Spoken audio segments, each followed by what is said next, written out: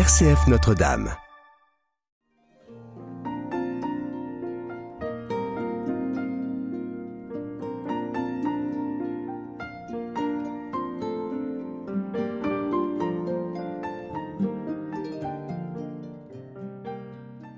En ce temps-là, Jésus disait à ses disciples : « Si vous m'aimez, vous garderez mes commandements. Moi, je prierai le Père, et il vous donnera un autre défenseur qui sera pour toujours avec vous, l'Esprit de vérité, lui que le monde ne peut recevoir, car il ne le voit pas et ne le connaît pas. Vous le connaissez, car il demeure auprès de vous, et il sera en vous. Je ne vous laisserai pas orphelin, je reviens vers vous. D'ici peu de temps, le monde ne me verra plus, mais vous me verrez vivant, et vous vivrez aussi. En ce jour-là, vous reconnaîtrez que je suis en mon Père, et que vous êtes en moi, et moi en vous. Celui qui reçoit mes commandements et les garde, c'est celui-là qui m'aime, et celui qui m'aime sera aimé de mon Père. Moi aussi, je l'aimerai et je me manifesterai à lui. »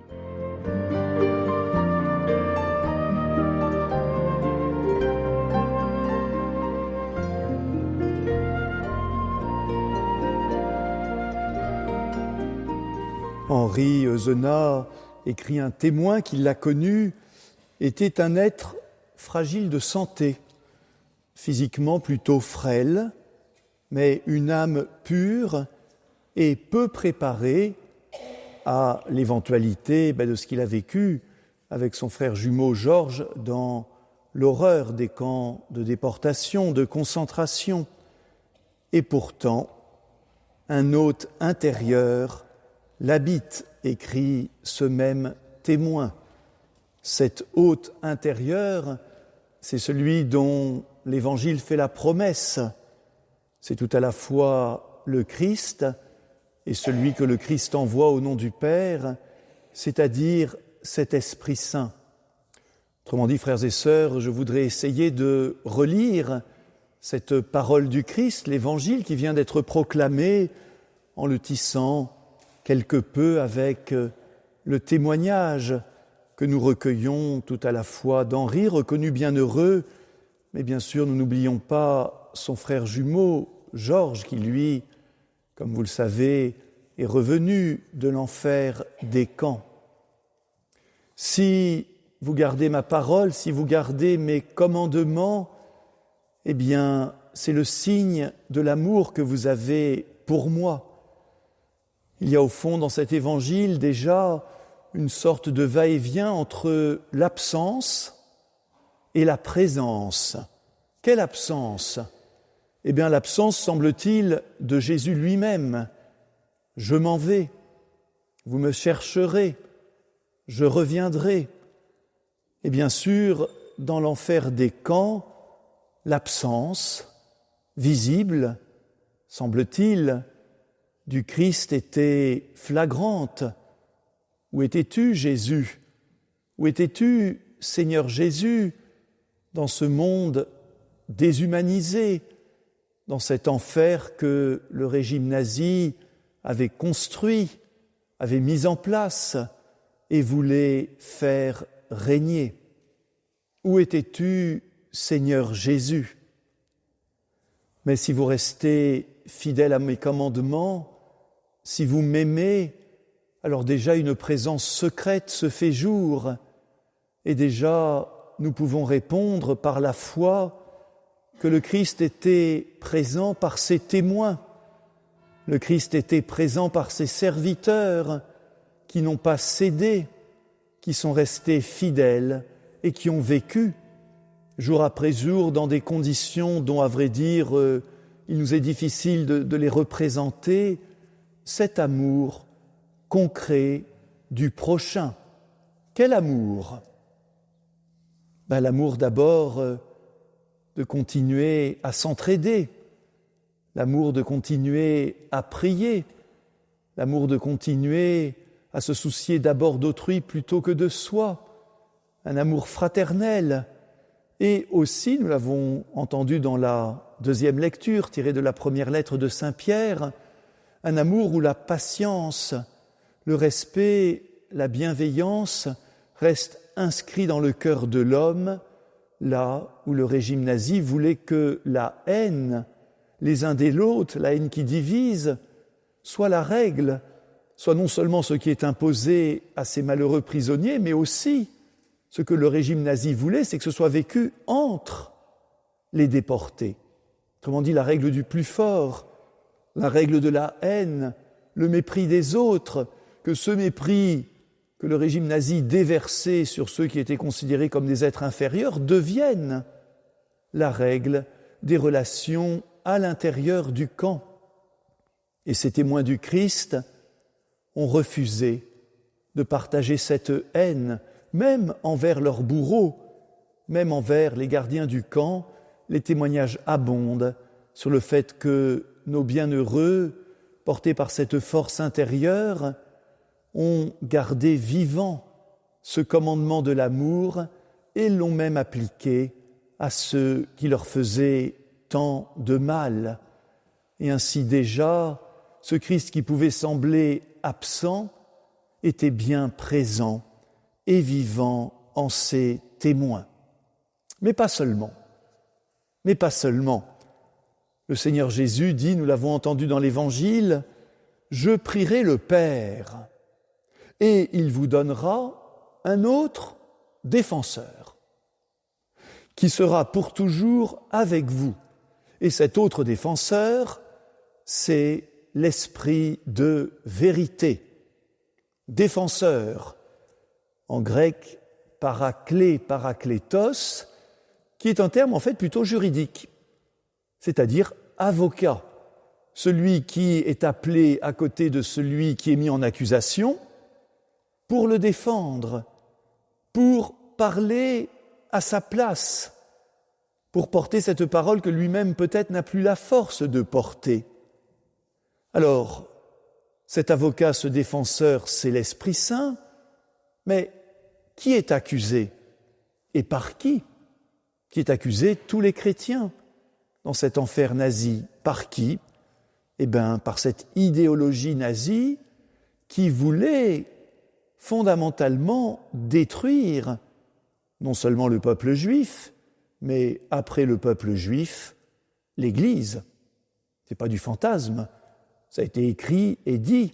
C'était bien le projet du régime nazi de détruire peu à peu, au fond, à travers le peuple juif, puis l'Église, Dieu lui-même, pour que ne puisse régner dans cette folie de l'idéologie nazie que Hitler et les siens, dans cette sorte de culte idolâtre, destructeur de l'humanité. Et voilà la grande accusation. Pourquoi Henri Euzenat, pourquoi son frère Georges, pourquoi Camille Millet, autre bienheureux né sur le diocèse de Châlons, pourquoi l'abbé Maurice Rondeau, autre bienheureux né sur le diocèse de Châlons, ont-ils été condamnés à la déportation, au camp de travail forcé, c'est-à-dire pour la plupart à la mort, non pas pour une résistance armée, mais pour une résistance spirituelle, pour avoir animé des groupes de prière clandestins, pour avoir partagé clandestinement la Bible, pour avoir célébré la messe clandestinement. C'est pour cela, frères et sœurs, qu'Henri Euzenat, son frère Georges et beaucoup d'autres ont été condamnés pour un apostolat clandestin, mais qui était un apostolat parfaitement pacifique et parfaitement spirituel. Et c'est cela même pour laquelle ils ont été accusés, condamnés, mis à mort. Qui les a défendus? Pas les avocats allemands. Qui les a défendus en étant leur voix intérieure, mais aussi en portant leur voix, l'Esprit Saint. Pourquoi nous en avons un témoignage explicite? Pourquoi n'ont-ils pas cédé? Pourquoi n'ont-ils pas dénoncé leurs camarades? Pourquoi n'ont-ils pas trahi d'autres avec lesquels ils faisaient cet apostolat clandestin? Parce qu'ils avaient en eux cette présence de l'Esprit qui les a défendus. Je cite ici un prêtre qui les a fréquentés dans cette prison allemande, dont le témoignage a été recueilli après la guerre.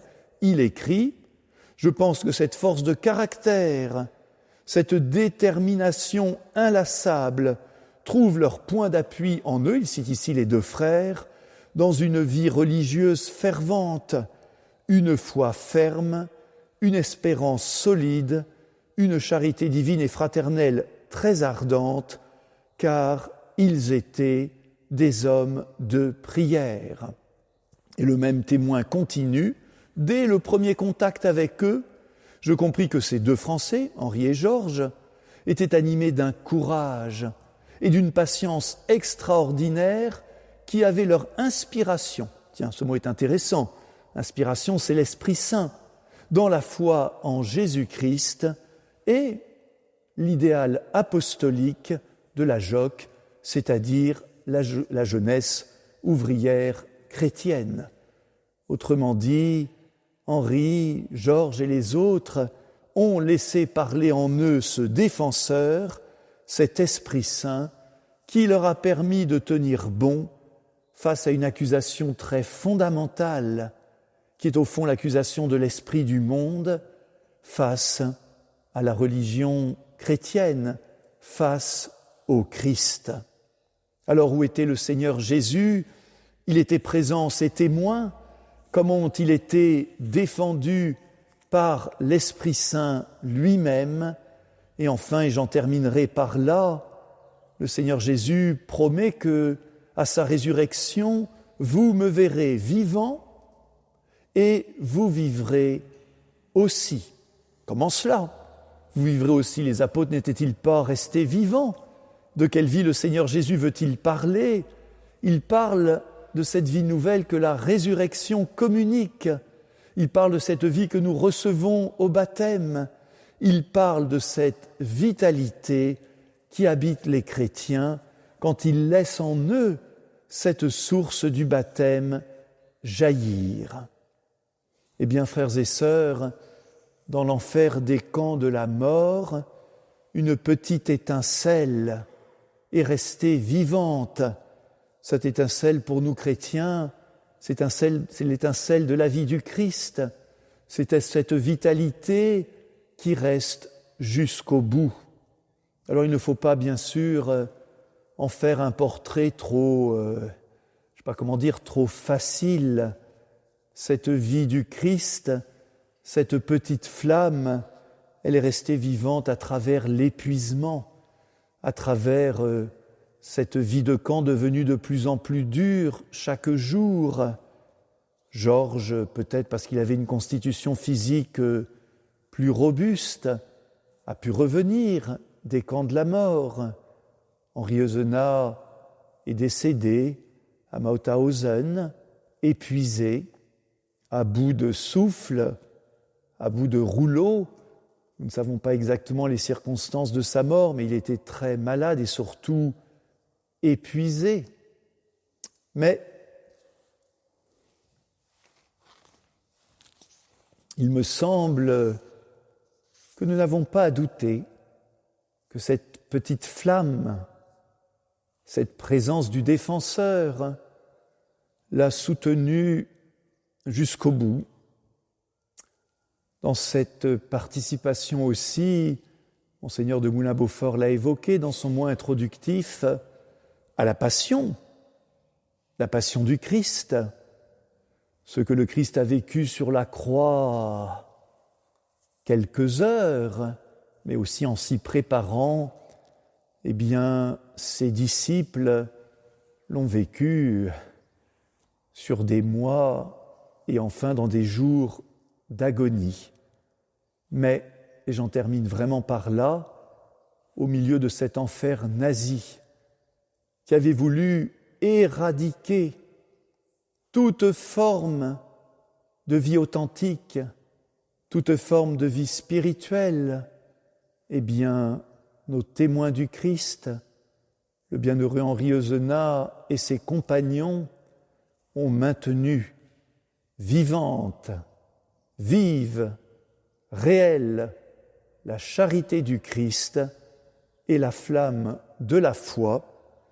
Alors recueillons avec gratitude leur témoignage, et puisque l'Église catholique nous a donné 50 nouveaux bienheureux, martyrs de l'apostolat, et en particulier ce soir Henri Eusenat, en cette ville de Magenta, où il a vécu, habité, prié, parcouru ses rues, eh bien demandons l'intercession de ces bienheureux pour que nous-mêmes gardions vivante cette flamme du Christ.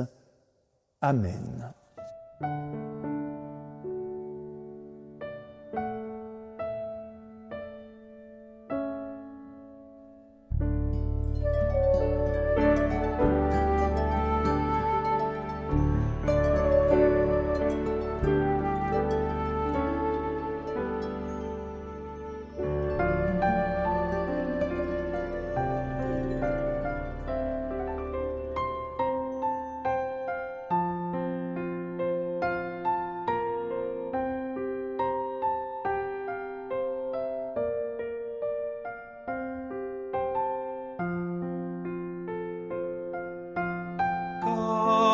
Le Père m'a aimé, moi aussi je vous aimais. Demeurez en mon amour. Oh, comme le Père m'a aimé, moi aussi.